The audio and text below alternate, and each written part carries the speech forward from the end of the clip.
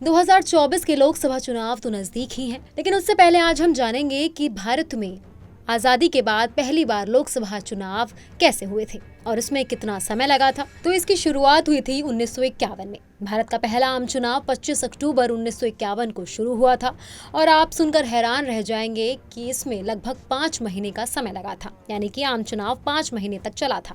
भारत का पहला आम चुनाव 12 फरवरी 1952 को पूरा हुआ। भारत में चुनाव इसलिए भी खास था क्योंकि पश्चिमी देशों में जहां कुछ विशेष लोगों के पास ही वोटिंग का अधिकार था, वहां नया नया आजाद हुआ भारत 21 साल से ऊपर के अपने हर नागरिक को वोट डालने का अधिकार दे रहा था।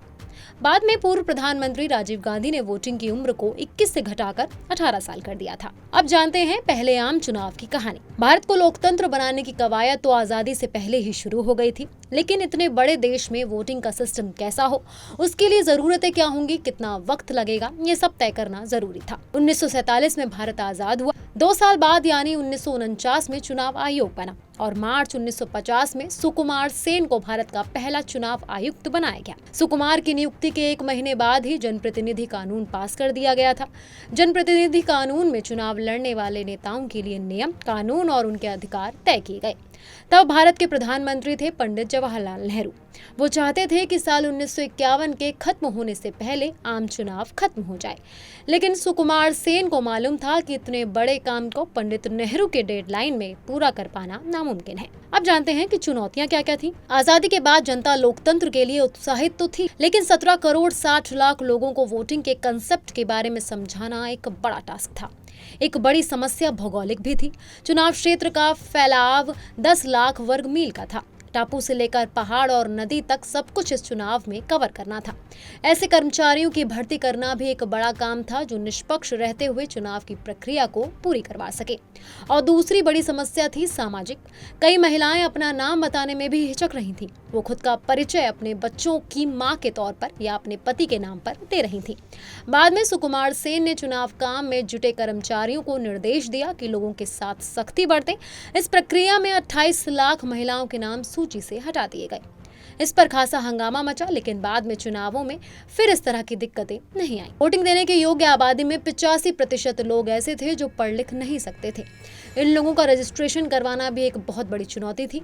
इस समस्या से निपटने के लिए चुनाव आयोग ने हर पार्टी को एक अलग चुनाव चिन्ह दिया। ये चिन्ह जनता की रोजमर्रा की जिंदगी से जुड़ा हुआ था, जैसे बैलों की जोड़ी, दीपक, मिट्टी का लैंप इत्यादि। इन चुनाव चिन्हों को समझ पाना जनता के लिए आसान था।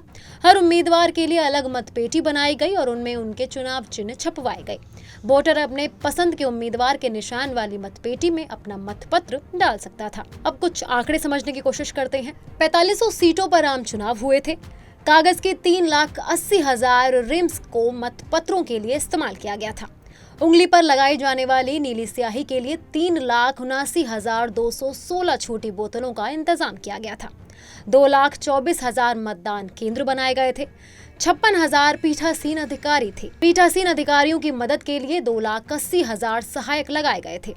इसके अलावा मतदाता सूची को हर इलाके के हिसाब से टाइप करने, उसे वेरीफाई करने के लिए 16,500 क्लर्कों की भर्ती 6 महीने के लिए की गई थी।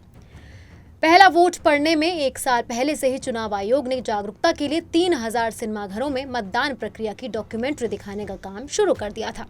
इसके जरिए लोगों को चुनाव के लक्ष्य, मतदाता के अधिकार, मतदाता सूची और इससे जुड़ी दूसरी प्रक्रियाओं के बारे में आसान भाषा में बताने की कोशिश की गई थी। तो ये थी देश के पहले चुनाव की कहानी। बाकी ऐसी ही तमाम बड़ी खबरों के लिए देखते रहिए punjabkesari.com और चैनल को सब्सक्राइब करना बिल्कुल ना भूलें।